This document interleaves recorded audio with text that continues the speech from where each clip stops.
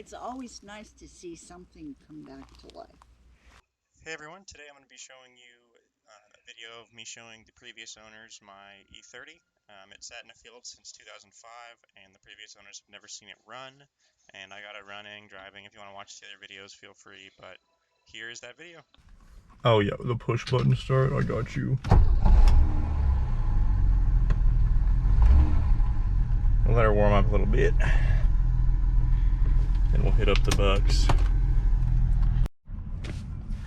Alright guys, we've made it to the Bucks. Coffee achieved. We will maybe get some gas and then head over there. Pretty excited. More so for this coffee, but also for showing the car.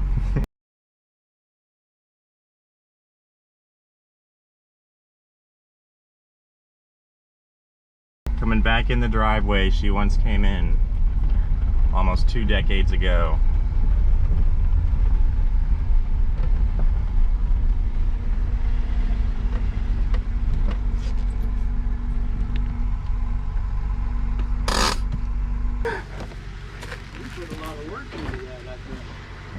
I think so.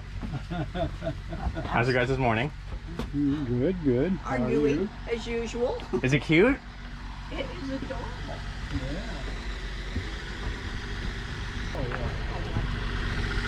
Oh, don't worry, I have it all on video. I was gonna make a YouTube video. Now Richard's like, uh oh, he's recording me.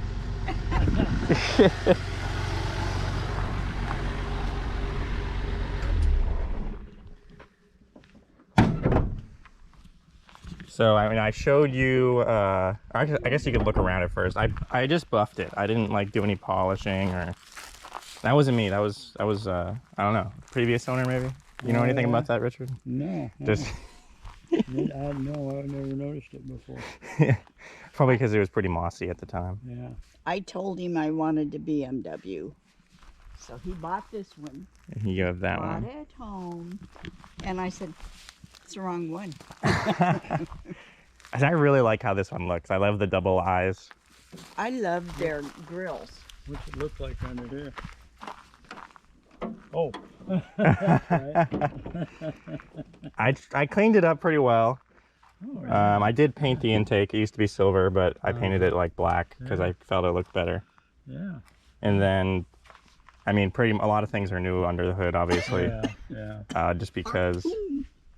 Is that just a 4-cylinder or is it This 6? is inline 6. Inline 6. Oh, wow. Yeah. What do you mean, Richard? You owned this vehicle for 16 years. I didn't do much with it, I'll tell you. He brings them home. Bringing them home is the most like exciting part, I will say. Yeah. Well, you know this now inside and out. I do know it very well. Yeah. So I went all around. I did that because before you saw it, I wanted it to at least be a little shiny too. I didn't know it had a rooftop thingy. Yeah, it works too. I usually just keep it closed because I don't want it to not work. But oh my God, clean carpet. Uh-huh. I will say it might not have been the smartest idea to pull a car out of the field that sat for 20 years and had 1/3 of a million miles, but... Was it there for 20 years? 16. That's what you told him. It didn't seem to me it was that long. 16, but yeah. Yeah, that's better. Yeah, it was 2000. The tags on the back said 2005. Oh. So... And I lost my E. It was on when I was working on the car in the field, but it fell off somewhere along the way home. Okay, all right. It's okay. I'll vacuum it out afterwards. It's not a... Whoa! Well, you See? almost hit your head when you went in there. That is... Hello.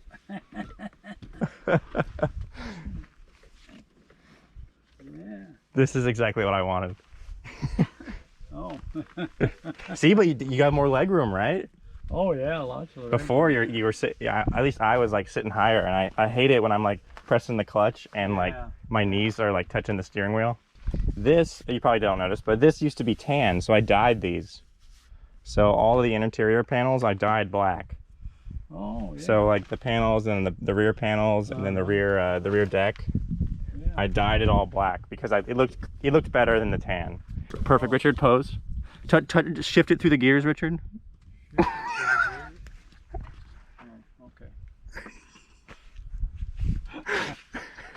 When you're driving and shifting, you're not supposed to be looking out the window. Yeah, you're right. We gotta. Oh, you gotta close it. Okay. Oh, goodbye. And what I noticed, one of the reasons I think it doesn't work is up here, there's a Clifford alarm system. So I think the ignition is like permanently disabled because these wires are like not the prettiest. Oh, yeah. And like, I think there's an issue. So I ended up replacing the ignition switch and that didn't fix it. And I still wasn't getting voltage at the starter or the ignition signal. So I just ended up using the starter 12 volt and bringing it up here and using that push button to start the engine. Oh, yeah. Huh. Yeah. Good thinking, boy. Oh, needs a little work here. Now quit picking it apart. Listen. You didn't give me the best example to start with. No, I didn't. When I got the car home, me and my brother pushed it in the garage, and I did all those things on the engine. I ended up getting it. I think I have the video of me first starting it. When I first started it, it fired right up.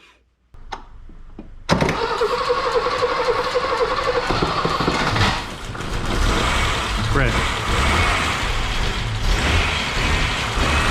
Good. I was very happy. And it had fueling issues, so I had to do, basically there was like sand in the fuel system.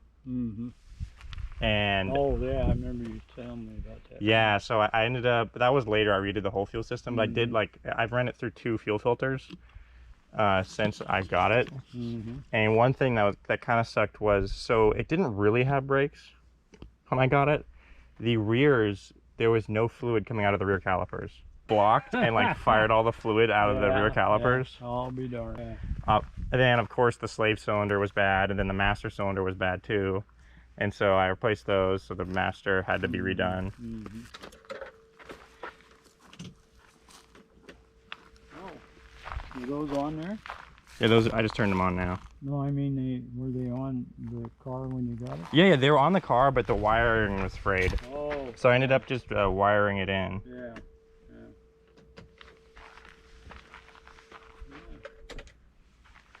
Yeah, I think that's great. It's always nice to see something come back to life. I have done a lot of cars, and like it's always fun to like bring it back to the original owners and be like, you sold it to the right person, or like you like, not that like some people don't care like what happens to the car after they sell it. Yeah. I was even able to contact who you bought it from. Oh, really? Yeah, so I was able to I found paperwork in the glove box, and I found like the original owner. She had got the car, and I was like, what went wrong? Like, why did you sell it? And she was saying the fuel pump went bad when you had bought it, or something along those lines. Or she didn't know. She said something in the back seat. So I was like, oh, that's probably where the back seat went. Well, the wiring and stuff was all screwed up too when I got it on the under the dash there. It was hanging down. Yeah, it was. Yeah, hanging but the on. thing was, someone had removed the cover under there. And so a lot of times, like, you had told me that, and I was like convinced there was some wiring issue. And I think the issue was the alarm system is always triggered on the car. It has like some like 80s or 90s alarm system in it that, I mean, it probably is non-functional at this point and is just like locked and not sending any signal to the ignition switch. Yeah. And I don't know if there's a key for it that like unlocks it or something along those lines, but I just had to totally bypass it because, because it wouldn't start. Yeah, it looks good. Oh, jeez. I think you've done a real good job on it. That's all I wanted to hear.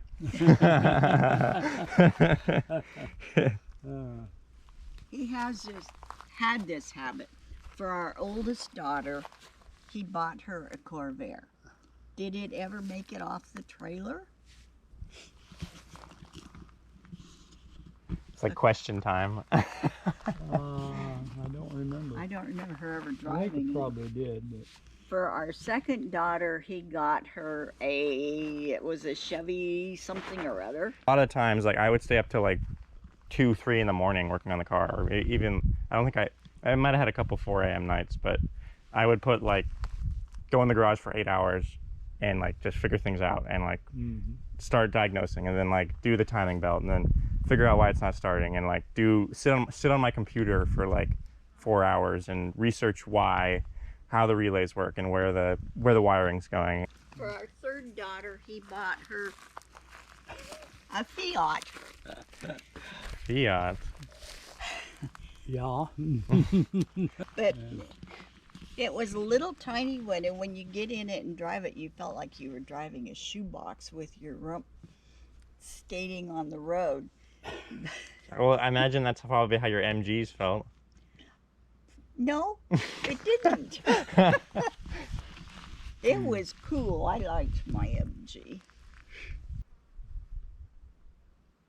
Hi, YouTube. Hello. I'll edit this. Will take me like 3 hours to edit this video. All right, guys. So hopefully you liked that. They loved the car. It was fun having conversations with them, and you know they're talking about it. They never saw the car running, so it also was kind of cool for them to see the car in actually driving. So that's gonna be the end of the video, guys, and I appreciate all you guys watching. All right, see you later.